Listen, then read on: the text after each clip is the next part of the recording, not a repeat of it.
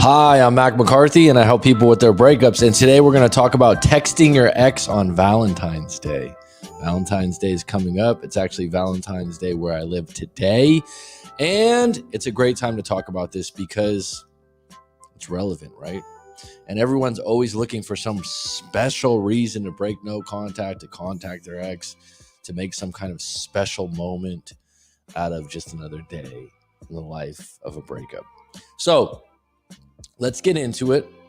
Number one, what's your real intention or intentions? Okay. You always are going to come back to this for most things you do in your life.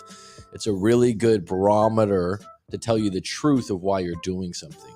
Don't lie to yourself. Be true to yourself.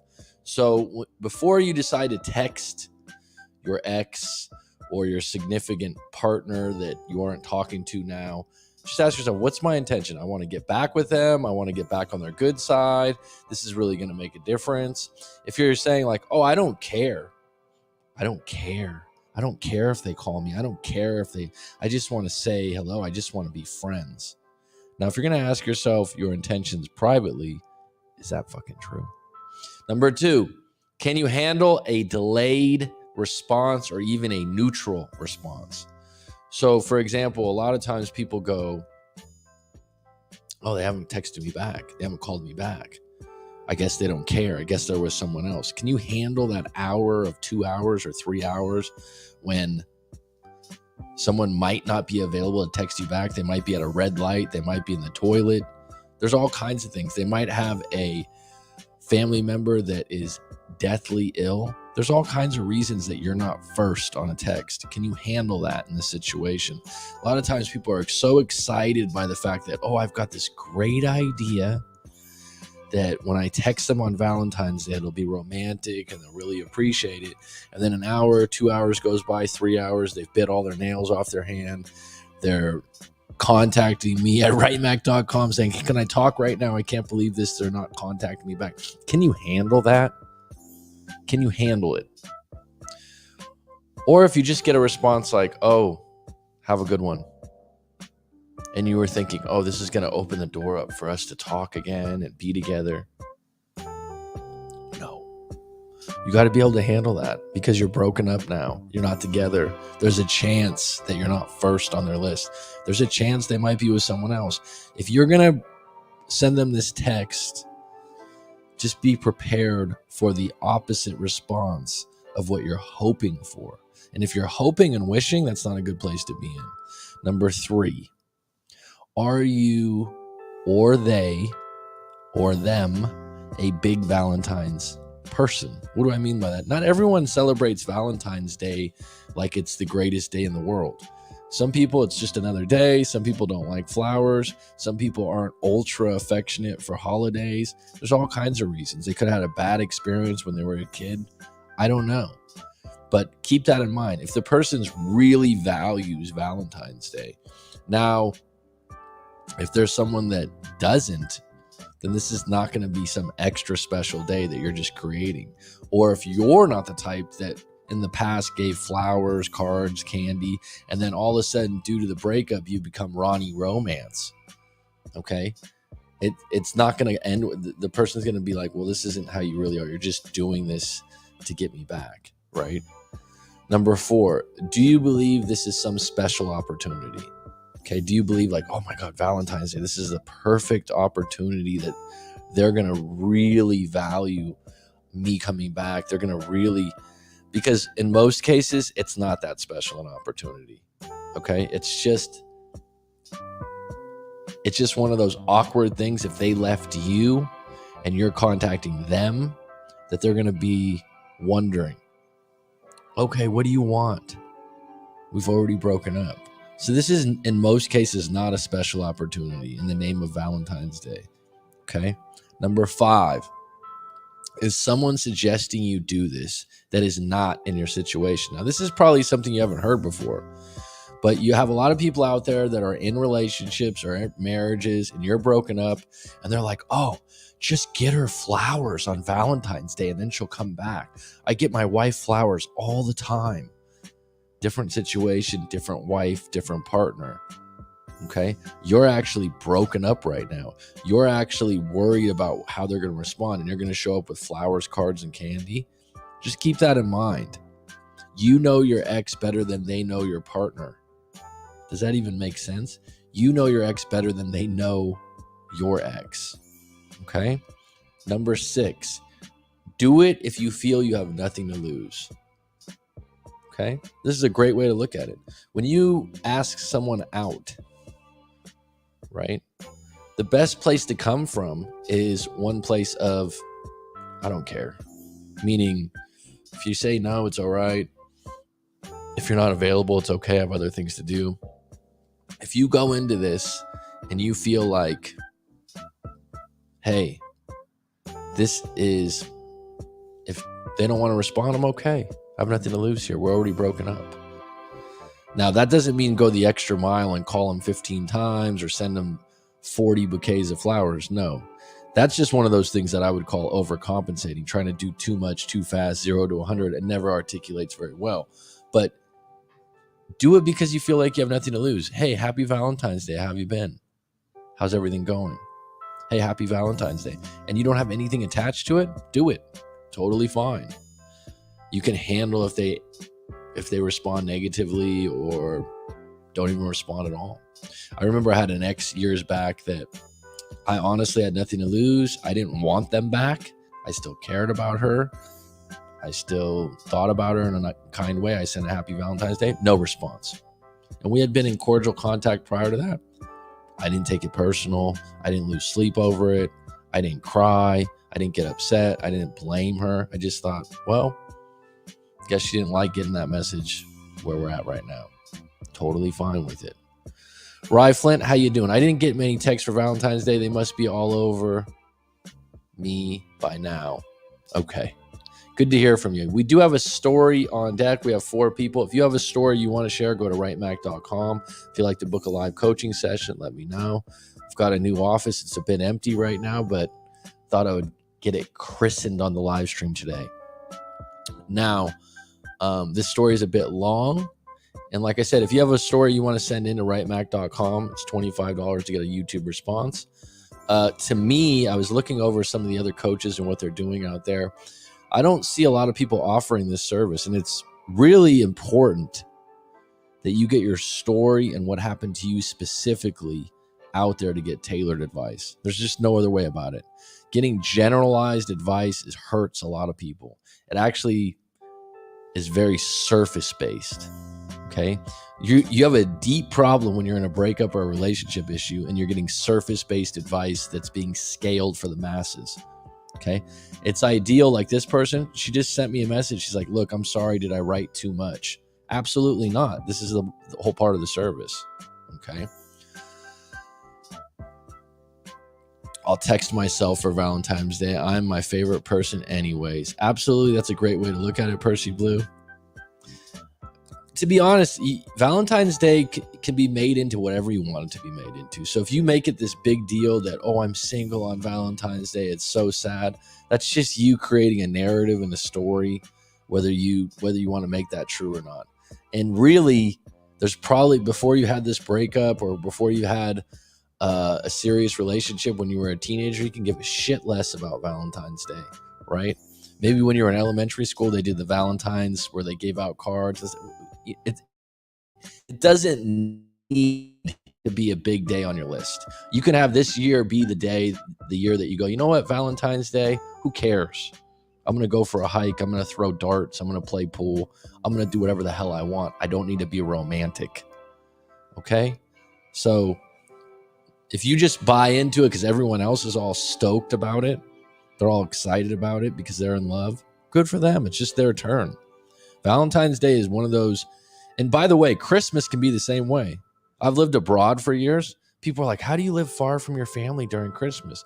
It's not ideal, but you get used to it. But actually, it's just another day. When you choose to celebrate it and you have family around, it's golden. It's great. It's outstanding. There's some people out there, Christmas is really difficult for them. They don't have a lot of family left in their life. And they choose to do other things. Right on, Jen. Good to hear from you. Happy early Valentine's Day. And like I said, You can make that, and you can just tell yourself, this Valentine's Day this year, I'm just taking it off. Maybe next time or in a year or two, I'll have a good one, right? And some people do this when they get sad post breakup. They go, oh, if I was with her this year, I would have done something special. And all those years we were together, I really dropped the ball. No, every day is the first day of the rest of your life. So you just need to reframe the whole situation and go, like I said, hey, I'm just going to take it off this year. Hey, I'm not going to make a big deal out of it, right? And I would not, just to go back on texting your ex on Valentine's Day, if you have a friend suggesting it to you that's in a monogamous long-term relationship and they're like, yeah, just hit her up with flowers, cards, and candy, just ask, what's your intention? Are you really just dreaming and trying and hoping that it works, or do you really believe it might even do something? And this is where it has to do with the type of partner you have. Is she or he a romantic? Would they really appreciate a call on Valentine's Day? One thing I can say, doing this a long time, I think birthdays are the biggest. People really care who sends them a happy birthday. The problem is, no matter what day it is, whether it's Christmas, birthday, St. Patty's Day, and the person's Irish, I don't care. Okay?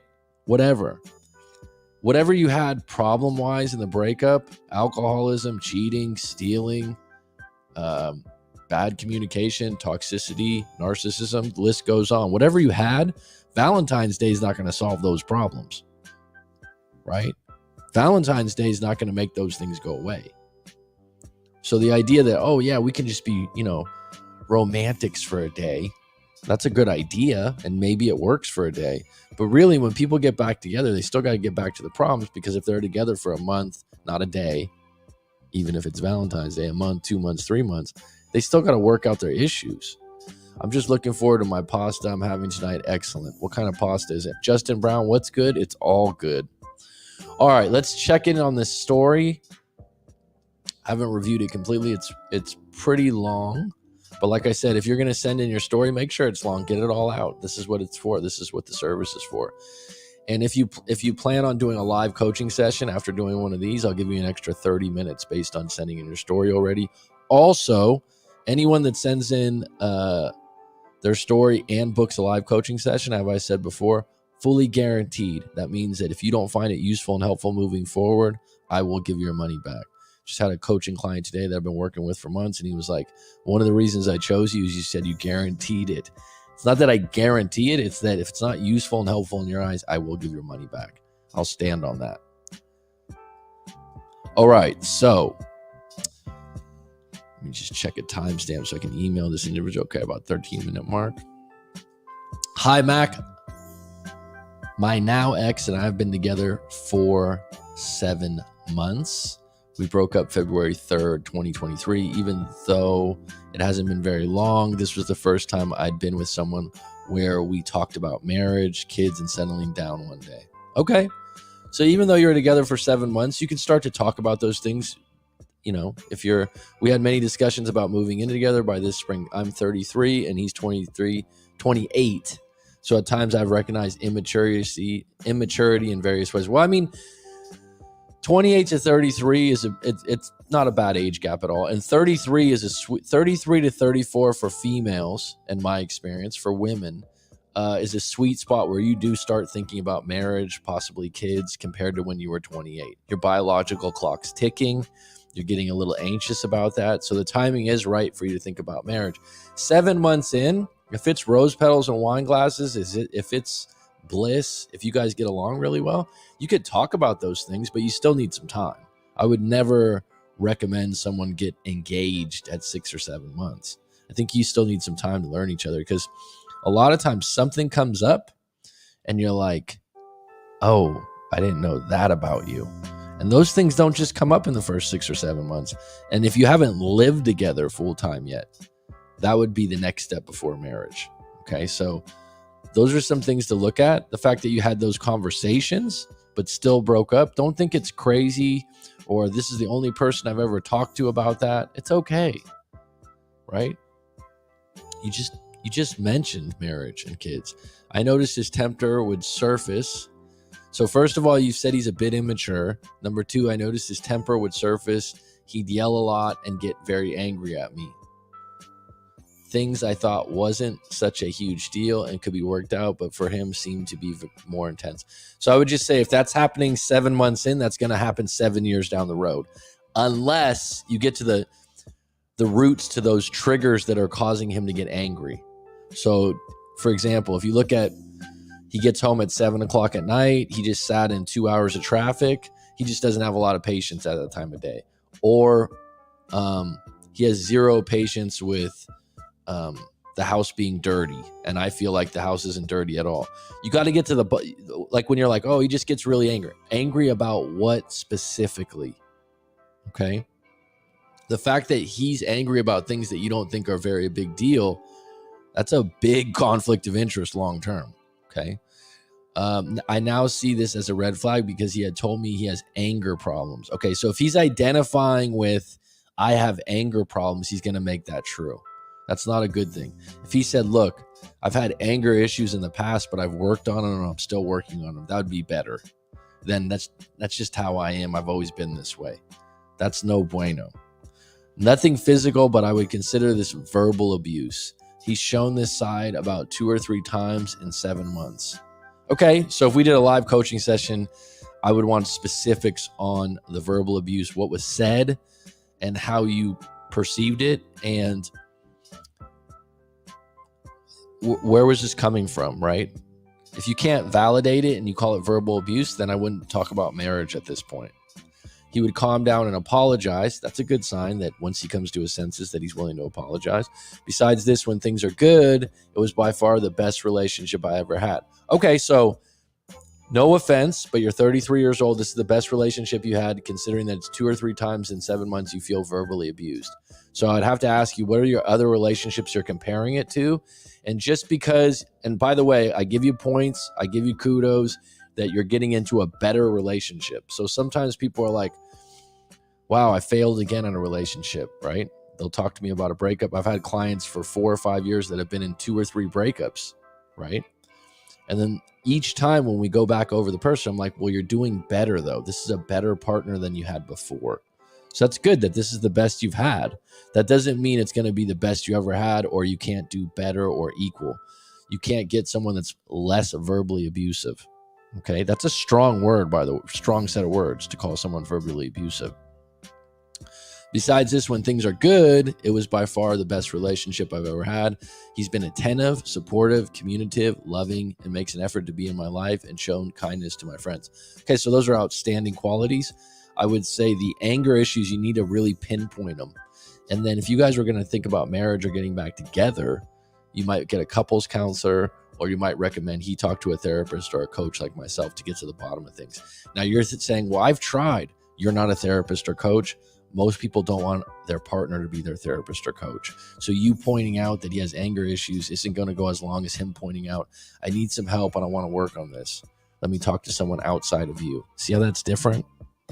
The qualities were present 90% of the time.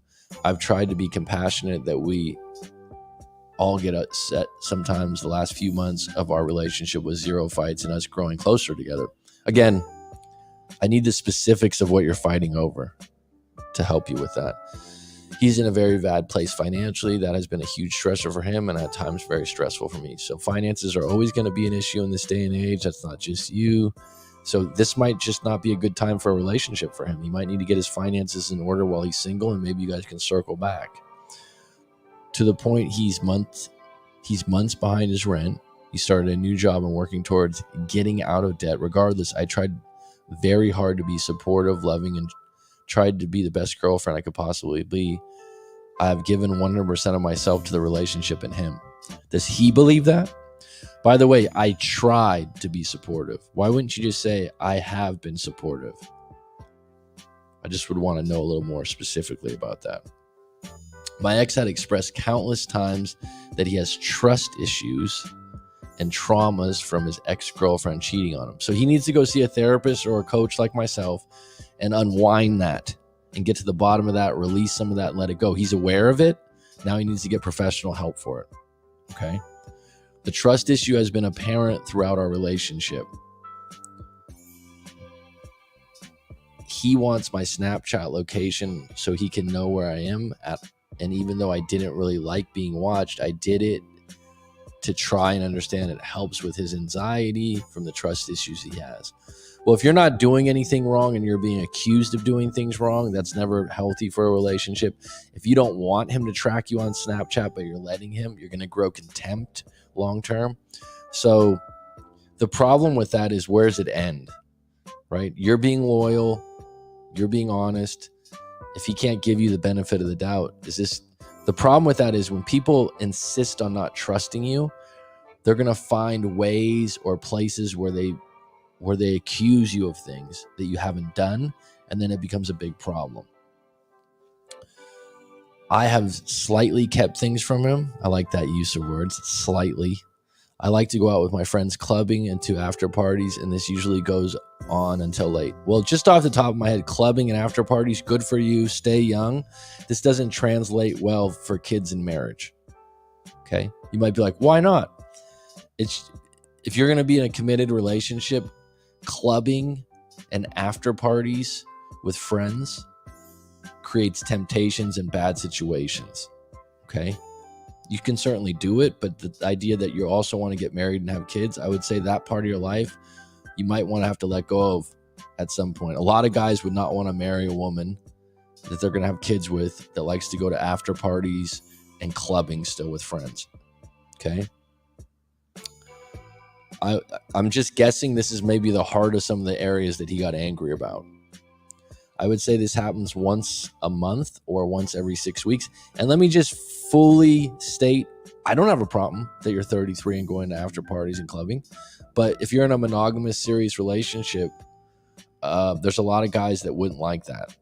Okay. My ex and I are both musicians. Cool.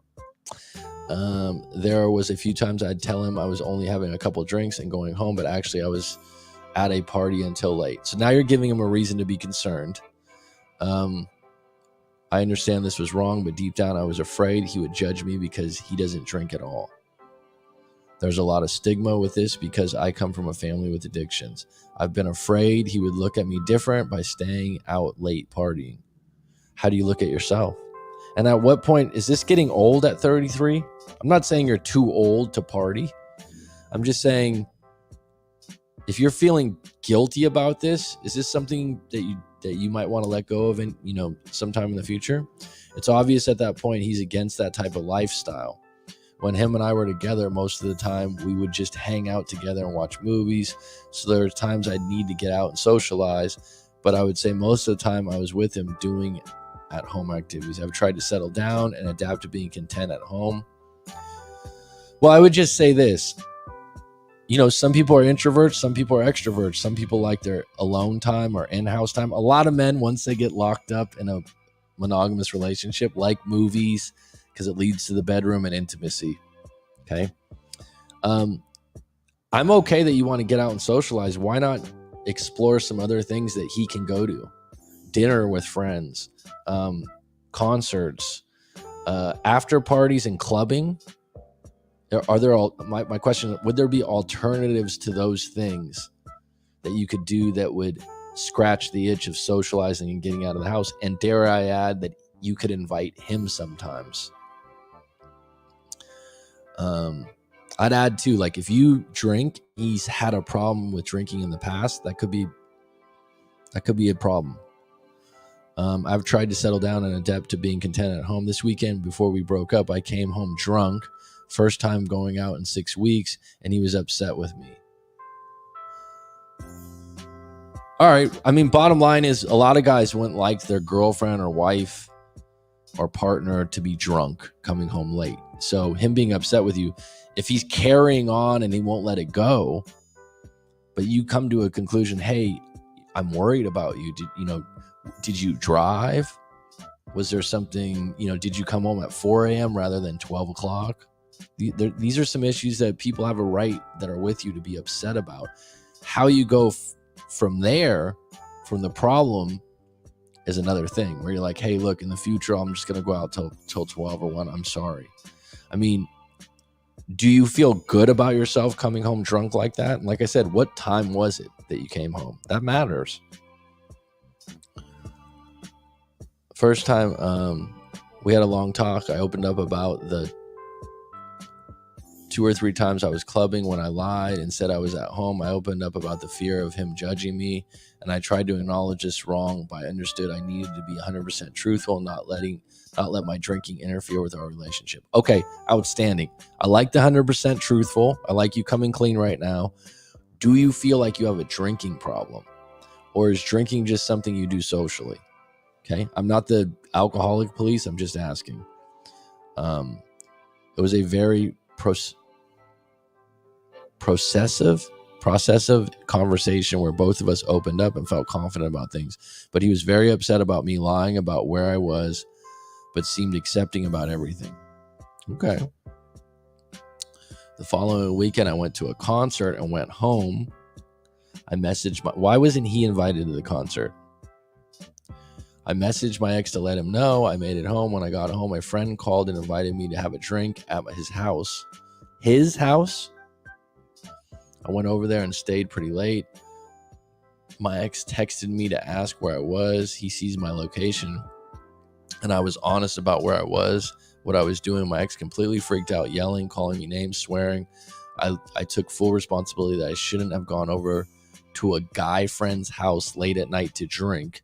This was disrespectful to my boyfriend. I've been beating myself up over this mistake. I have a lot of guy friends I'm close with, and I can tell it upsets my ex. All right, so there's a lot of guys that would have issue with this.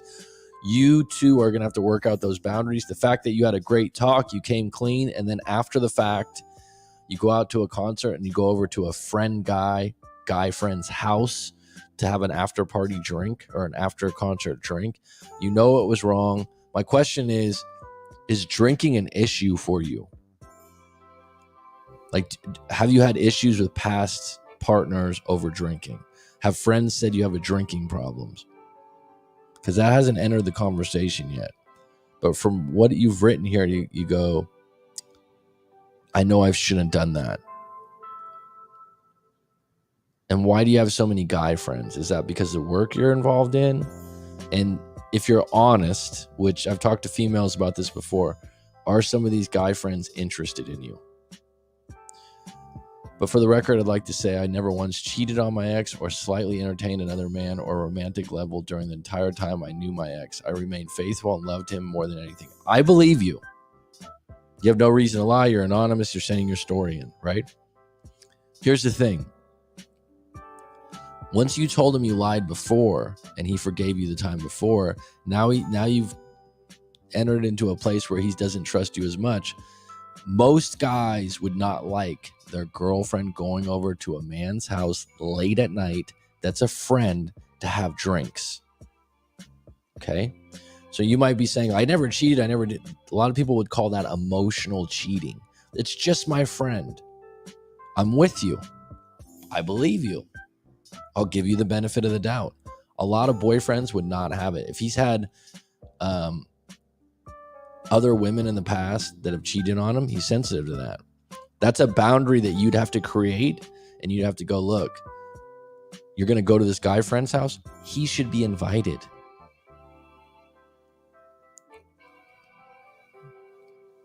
Since that night, my ex handled it pretty poorly, blocking me, unblocking me. Okay, so this is perspective. He handled it pretty poorly. Number one, you lied to him in the past. He forgave you and accepted that. Now, number two, you called him after coming home late from a concert, and then you went to a guy's house to have drinks. That's your friend. I don't know if he handled it poorly. I think he is creating a boundary and saying, I'm not going to accept that. Blocking me, unblocking me, sending me long texts that I've betrayed him, and even telling a bunch of people I have a drinking problem. Okay, so let's just unpack that. Telling a bunch of people is wrong. This should be in-house. Do you believe you have a drinking problem or not? You are the only one that knows that directly. It is very clear that I hurt him, and I'm truly sorry for what I've done. I have felt so deeply devastated about this all since that night. I've gone into sobriety, attending AA meetings, and talking to a therapist. Outstanding. Good for you. Maybe you needed this. Has anyone told you were an alcoholic before? I'm not saying it. I wouldn't say I'm an alcoholic, but if I'm drinking, if my drinking is affecting my relationship, then I want to make a change. Well, that's a good reason. After that night, I realized that I don't want to live a lifestyle any longer and I need to grow up. When I read in the beginning that you're clubbing and going to after parties and you're 33, I'm 42 and I'm young at heart. I got a lot of kid in me. Okay. I have no problem with you doing this. There is a shelf life on it. Okay. And it's also like, it gets to a point I know in my own life where you just go, this isn't even fun anymore. Like going to parties or going out to a club with a lot of people. Is it even fun for you anymore? Would be my question. I certainly wouldn't say you just have to not do this for him, right? I'm looking at myself with complete honesty and committed to being a better person, not just for my ex, but for me too. Outstanding. I would change my life to save my relationship, even though things were not perfect at times. We had special connection and a lot of love for each other. After the breakup, my ex expressed how angry he is. And he said he needs space and time to heal from this. He told me the relationship is over because he doesn't trust me. Okay, so that's him saying you lied to me and admitted it, and then you lied to me again. Now, I think the work you're doing right now and the way you're handling this and the way you've written things, fucking outstanding. Okay, pat on the back, right? But that doesn't mean he has to forgive you. It doesn't mean he has to, okay, I trust you now. He needs time and space. He's sensitive about cheating. He's sensitive about over drinking because he doesn't drink. Okay, so this is just perspective. This doesn't mean that you're a bad person. And by the way, this had to happen for you to grow up, for you to address that maybe when you drink, you make some bad decisions as a partner. Okay? So this is actually working in your favor because everything you're saying so far is good, but that doesn't mean he has to just drop down and go, oh my God, you're changing. I'm with you. He cannot accept it. After the fact that he doesn't trust me, he said he's become very detached from me. I know this is a defense mechanism. Well, I mean, you can call it a defense mechanism if you want, but he could just be like, you've lied to me. I accepted it once. You lied to me again. You were having drinks at a guy's house after a concert. And for him, that's a big no-no. For him, he's done. And you were only together 7 months. Okay, so detaching from someone after 7 months is not as difficult as detaching from someone for 5 years. Okay, throughout the breakup, he makes several statements like maybe after some time has gone by, we can be in each other's lives in a cordial, friendly manner. I would still like to make music together, and if the relationship sparks again, then I won't fight it. But I don't know for sure. I need to see changes in you. If we are in each other's lives again, we need to build trust. But again, I don't know. I need to heal and work on myself, and you need to do the same. Well, she quoted that, which is rare in these stories. People rarely quote their partner. What he wrote is great. I'm going to read it one more time.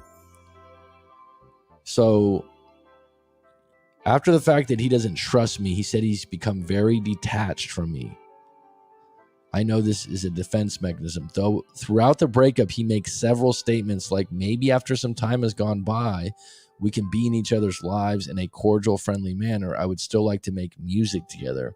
And if a relationship sparks again, then I won't fight it. But I don't know for sure. I need to see changes in you. If we are in each other's lives, and those changes are drinking and going out late. You already said he doesn't drink. And the ironic thing is you're like, he's 28 and he's a bit immature. Okay? What I see in you, I see in me. It's a great statement. Whenever we say something about someone else, myself included, I always ask myself, where do I see that in myself? When have I done that in my own life? He's creating a very thick boundary here. He's not okay with you lying to him multiple times. He's not okay with you drinking late at night with friends and doing clubbing and after parties. 7 months in, that's his line in the sand. It's not crazy. It's not crazy at all. I told him that I needed to remove him from social media to heal, but a few days after, he followed me again and liked my post.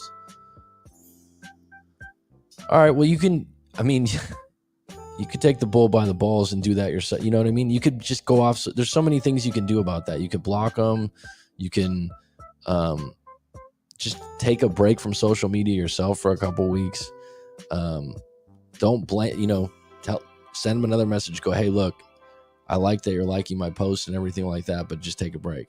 Him and I had a talk yesterday when I went over his house to get my stuff. I asked him why he followed me, and he said he felt weak in his convictions and didn't know why he started to follow me.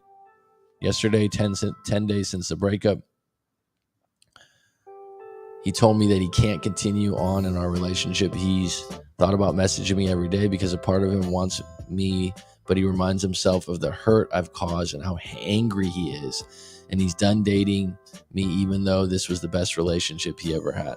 Well, if you ever did decide to get together, I would highly recommend that you get couples counseling. I do that now.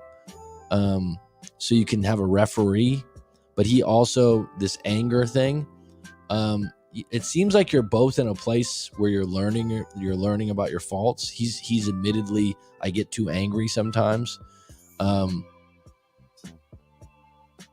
But if it's both of you agree that it's the best relationship you ever had, then there's a possibility that, right now, letting things cool down, you might get back together, because that means something that you both said that. That being said, it also means your other relationships weren't as good. So what happens is when people are in relationships with a lot of drama, a lot of trauma, a lot of distrust, excuse me, when they get into a new relationship that's better, that they're really happy in, it's a little bit foreign. And so they'll find ways to sabotage that relationship, or they'll find ways to believe that it's never going to work. And in the minute they see a bad moment in that good relationship, they'll go, oh shit, I was wrong. Right? I tried to apologize and tell him the changes I'm making, so at least he knows that I'm taking this seriously. I told him how heartbroken I am, but I have to respect and accept his decision, even though I don't agree with breaking up. But I have to move on. At the end of the conversation, he said, we need to move on, but give me some time to heal. The more you talk to me, the more you push me away. I need space. Just give me a few weeks and he'll talk and see each other again. But it's literally been 10 days and I'm not over this. I would listen to him. I would listen to him and say, all right, I'll give you 3 weeks. All right, I'll give you that. And then we'll talk again. He needs time to the coals to simmer. The thing about when you're like, I'm sorry only counts once. You don't get extra powers for 50 sorries. Okay. There's a drinking problem involved here. AA meetings. If you told me, I'm going to work on my drinking problem, I went to an AA meeting, that's not enough. He has talked about never lying to me once, but this is untrue. There was a woman that was messaging him and he told me he blocked her. I recently noticed they follow each other and he likes every one of her posts. Jeez. This is so juvenile. This is the thing with social media. Now, no offense to you as an individual that wrote this, but really? What is this? You like each other's post? Seriously. What? If cheating's the worst thing, right? And you go over to a guy's house late at night to have drinks that's a friend after a concert. And let's just say that you flirt with someone. Where does that line up in the ladder when someone's, I know that they follow each other and like each other's posts? Here's what you do with something like that. Hey, who's that person that is on your post? Why are they following you? If both of you allow each other to be on social media, then don't complain about petty shit like this. It's completely petty. It's ridiculous. Okay? If you have a partner, boyfriend, girlfriend, husband, and wife, and you both are active on social media, and you're going to sit there and go, even the least active people that have 100 followers or 200 followers, I'm sure you guys have more than that. You're musicians. It's part of your work. It's part of your work if you're musicians. I recently noticed they follow each other and he likes every one of her posts. I'm not reading too much into this, but it seems hypocritical to say you blocked her when that's not the case. Well, he could have blocked her and unblocked her when you broke up. Okay. You're getting away from the fact that you had issues with him being verbally abusive and anger issues 2 to 3 times in 7 months. He has issues with you staying out and drinking. He just doesn't drink and you do. He has issues with you lying multiple times about where you are while you're drinking and partying. I'm not saying 2 wrongs make a right. Oh, or who's more wrong or who's more right. Bottom line is, he doesn't trust you right now. He doesn't like that you drink and hang out at parties late. Okay? You're saying I'll work on that. He's saying it's not enough. I need more time. Just give me space for this. So this thing's not dead if you really listen to him. Now, if you're going to go back and be petty and say, well, this person that you said you blocked, I'm sure he has some kind of explanation about that. Fine. But really, it's grasping for straws. Okay, because if he's in that situation and he's going to compare you going late night over to your multiple guy friends, one of your multiple guy friends' house to hang out and drink after a concert, I think what you did is a little bit more suspicious at this point. And I'm not saying you did anything wrong. I believe you when you said you were completely loyal. But there's just some guys, hey, you're my girlfriend now. That's not something I signed up for. You're going to have to change some of your habits. If you don't want to, then break up. At this point, I'm going into no contact. I've blocked him on everything as a way to detox from obsessing about where he is and what he is doing. Good idea. Good move. I understand our trust needs to be rebuilt. I understand I need to work on myself. So I'm wondering, how do I try to be in his life again? Okay, so don't try to be in his life again. Okay, stick with the no contact. Give him the 3 weeks or whatever he said. Give him the time and space to miss you and to overcome the fact that you're sorry. And one thing that you've done, I give you a lot of credit. You've done some wrong things, but you've told the truth and you've said, I want to work on this. I want to grow up. I'm getting a therapist. I'm going to work on this drinking issue. The only thing I've noticed, and I don't know if you're an alcoholic, that's for you to decide. Some people can consider themselves functional alcoholics. I've had a client before that had 3 drunk drivings, and he was like, I'm not an alcoholic, but I'm doing the meeting so I don't have to go to jail. Okay, but you're someone that when you drink alcohol, you make bad decisions, because you would agree that driving under the influence is a bad decision. So alcoholic or not, it doesn't do you're not good as a drinker. Okay, so I don't want you to try to get back in his life. I would tell you to give him the time he asked for to miss you. Okay. He mentioned that he'd still like to make music with you. That's your bridge. So in 2, 3, 4 weeks, as there's time and space, if and when he reaches out to you, which is possible, okay, I would say, hey, I'd like to make some music. I don't know what you do, if you're the piano and he's the guitar or whatever. That's a bridge that you can lead, and you can go, hey, we don't need to talk about this. But you don't need to be pressing him to forgive you. He said, I need to rebuild trust with you. You're not going to do that by just getting back together. You're going to be doing it by getting in each other's presence, having a good time.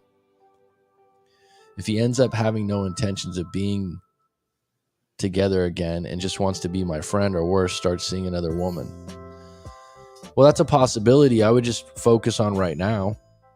Keep showing up every day in your life right now, and take his word for what I just said. He needs some time and space to mull this over. Okay. The idea that he's going to start seeing another woman, I don't think so anytime soon. Doesn't sound like that. The fact that he just wants to be your friend, that's a choice you can make on the other end. Friends take a 2-way street. So if he wants to be friends, you can say, you know what? I can't do that.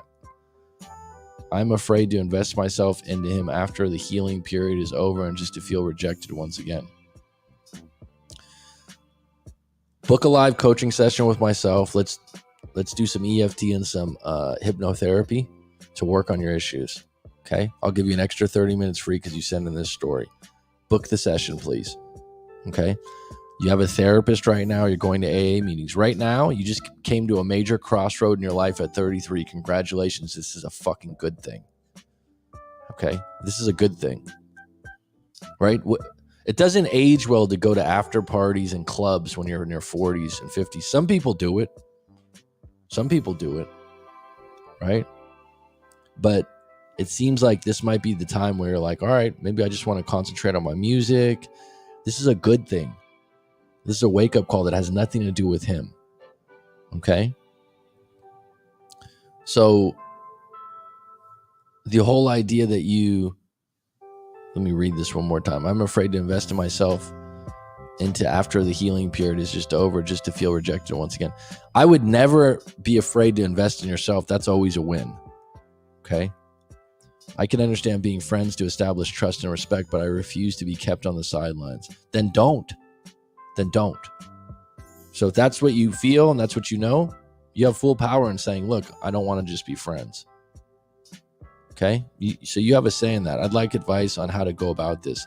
I don't know if I should cut him off or attempt to be his friend after some time has gone by. I wouldn't attempt to be his friend as a lie. So if you still have strong feelings and you really want him back, I would just say, when he says, well, we're just friends, you don't have to say okay to that in the sense like, oh yeah, we're friends. You can just say, okay, well, let's make some music together. Be in each other's presence. You don't need to cut him off, because really the way this breakup went down, he feels like you're the one at fault. He has to forgive you. You're not going to get him to forgive you by just saying sorry or saying you went to an AA meeting. It'll take some time, some patience, and there is no guarantee. But like I said, if I had to give you advice, music is your bridge. You're both musicians. He's mentioned that he'd like to still make music with you. Don't make that about friendship. Make it about the music. I don't know if I should cut him off or attempt to be his friend. Okay. Between him expressing our relationship is over, but telling me several times about trying to be in each other's lives again, it feels confusing. Well, he still has feelings for you. He's still integrating this whole thing into him. But right now, give him the time and space he's asked for. I'm afraid to be in this limbo, not knowing if it's forever or not. Again, you have full control over that, and you're doing that with no contact. When you look at your whole life, you don't really know a lot in the future. You can go to a psychic, you can have goals, you can manifest things. Those things help, but there's a lot of things you don't know about the future. So don't try to get out ahead of this. It's just going to cause you a lot of anxiety. Okay? And I have some techniques if you book the session that I can show you that'll help you with this. Hanging on a false hope is what's killing me. Okay, so don't use that term, it's killing me, because that's not true. This isn't false hope. This is reality. Okay? He had a problem with you drinking and staying out late at night and not telling him the truth. He had that problem before he even met you. Okay? Now, you're hanging on a false hope. It's not false hope. It's called, let me get on with my life right now. Let me just show up for today. Just today. Just today. Let me make my music.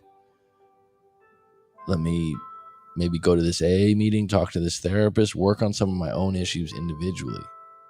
Okay? I know our relationship is over, but wondering if hell, me and my boyfriend again is hanging over my head. What should I do? Should I go into no contact and let him come to me and be open to a friendship that may lead to a new relationship? I think I've already answered that. I would say that for now, be in no contact, and if he contacts you, then start the conversation again.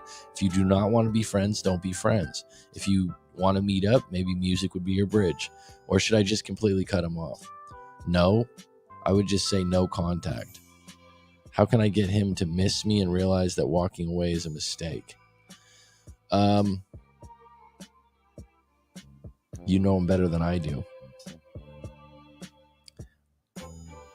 I don't like this kind of approach. Get him to miss me. He's got to trust you again, not miss you again. Now, the best way to have him miss you is to go into no contact. Okay? You haven't really done it yet. I hope to build attraction again and have another chance to be a better person for him. I can see maybe being friends, but I need a limit to this idea. If I feel like is going nowhere. Okay. Like I said, if you have more trouble with that, I'd book a live coaching session. We get a little deeper on that. But overall, stay in no contact for now. Test that out. Let them miss you. But also working on yourself. Take some accountability. And the fact that what people don't realize too is like someone else out there might go, oh, cool. Like you like to drink and go to after parties and clubbing. We can do it together. Like some of these things, your boyfriend should be invited, even if he doesn't want to go.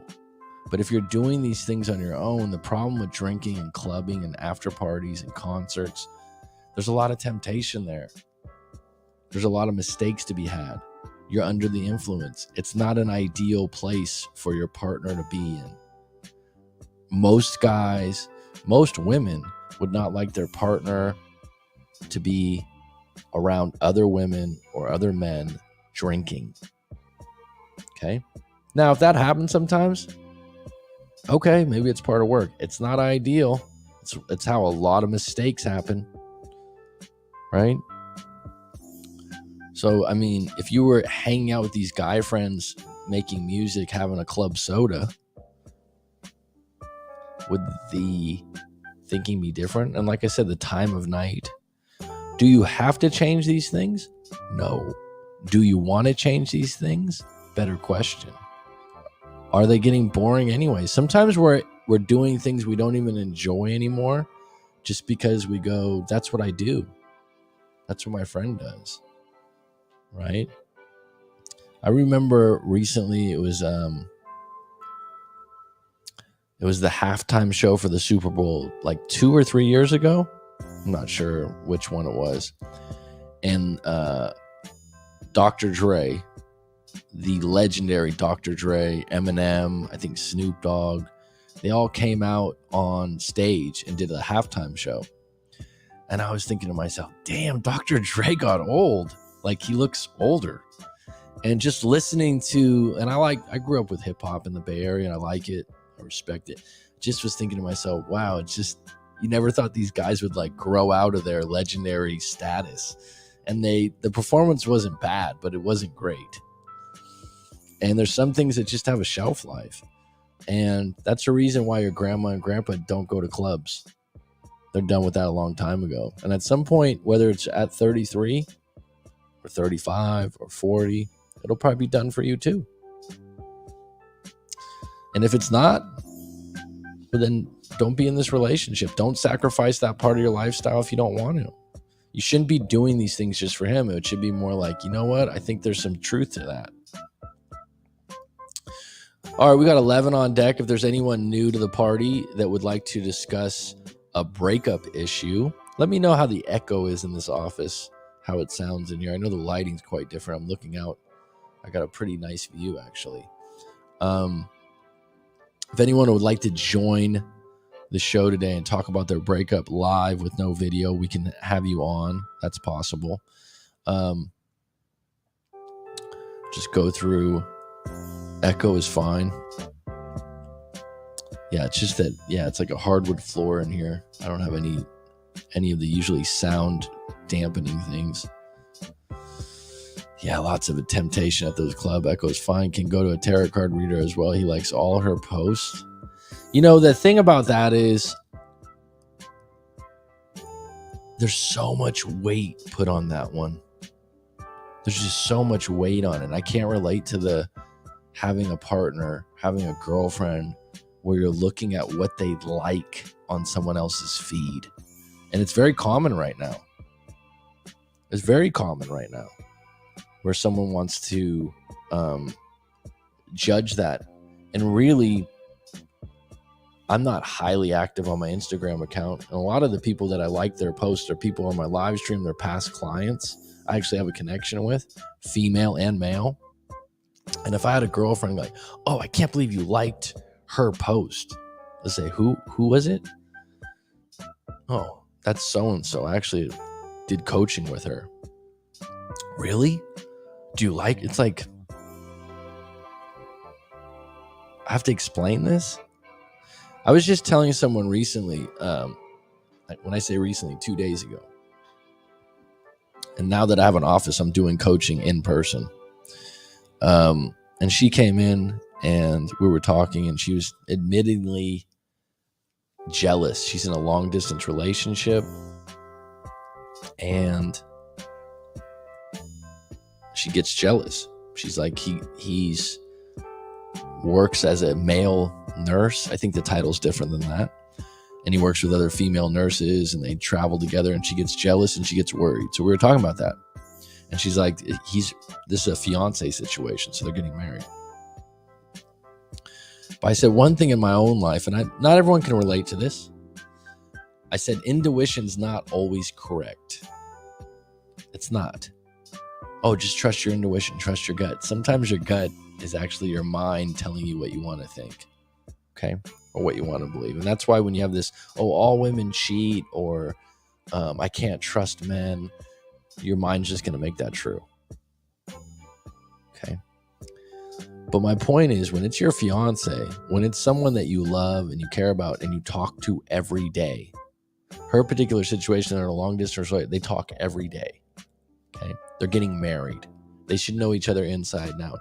Your intuition with your brother, your sister, your mother, your father, your partner, I think it's a little bit higher. Think about that for a minute. When I do coaching sessions with people for 2 hours, maybe we do another 2-hour session a week later, we do hypnosis, we do the EFT tapping. My intuition with you is much stronger. Much stronger. Right? Sometimes people are like, whoa, how did you know that? Or how did you know that? Because we're dialed in to the same frequency. I don't want to get too deep on this because some people aren't ready for it. But the reality is your intuition with your partner is very much more in tune. Right? So unless it's jaded by the fact that you are deliriously believing that you can't trust any man or any woman because your past partners were bad. That's not intuition. That's wanting to be right. That's totally different. Now, intuition's like, it's very subtle and subliminal. They say something and you go, keep mentioning Stanley at the office 3 or 4 times. And they unknowingly are like, oh, Stanley's so funny. Like we were actually today when we were talking at work, and I was telling him that he had like a little bit of a crumb on his, and they just, the way they're talking about the guy, they don't even realize how they're gushing over him. Now, does that mean she's cheating? No. Does that mean she might have some interest in Stanley? Yeah. You've never heard her talk about a guy at work before. Do you need to get all pressed and worked up over it? No, but keep monitoring it. Now, my point is, you always got to give the benefit of the doubt in a healthy relationship and trust that once you know that they did something wrong, you'll react then. Don't play detective though. Now, trust your intuition also that if they've really done something wrong, a good partner, they're not going to be able to hide it. They're going to be off a little bit, and you're going to be able to pick that up. So trust your intuition rather than going around looking for it like a bird dog. Right? Looking for, oh, you didn't call me. Oh, you're going with who? Where? Now you're just looking for reasons to make that true. When in reality, the real reality is, think about this for a minute. You don't really think they did anything wrong. You're just trying to get out in front of everything. That's preventive cheating. Doesn't really work. You just drive people away and annoy the fuck out of them. No one likes to be accused of stuff they haven't done. Now, in an intuitive relationship, when you start to be in tune with someone, when you can finish their sentences, which you've probably been in relationships like this, you're like, oh my God, how'd you know I wanted to go to that restaurant tonight? You're in tune. When you're in those relationships, you won't have to check their phone. You won't have to check their social media post on who they're liking. Something's going on, they're seeing someone else, you'll just notice all of a sudden it'll drop off a cliff. The intimacy, the closeness, you'll notice some things. So trust your intuition in these situations rather than, oh, I can't trust them. But the whole liking posts and whatnot, it's amazing. I mean, what's a picture even mean anymore? Someone likes a post, right? I like a post on Instagram. I think about it for about 10 seconds and then it's gone. I don't even carry that thought over to dinner time, or I'm not sentimental about it. I'm not looking at the picture 100 times because there's another picture to look at. Male nurse, there should be some more trust there. Did anyone want to hop on? No?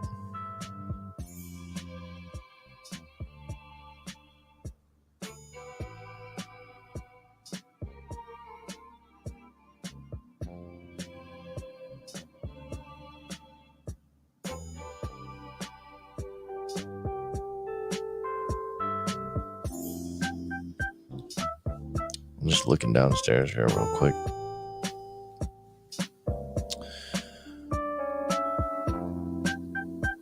I'm about to go to the gym in 10. Well, good for you, Riflin. Happy Valentine's Day. Enjoy your fettuccine Alfredo in your gym time and keep being you. All right, folks, I just wanted to pop my head in the door. If anyone has a story or wants to book a live coaching session, go to writemac.com. If not, that's good too. Otherwise, have a good one. It's curtains.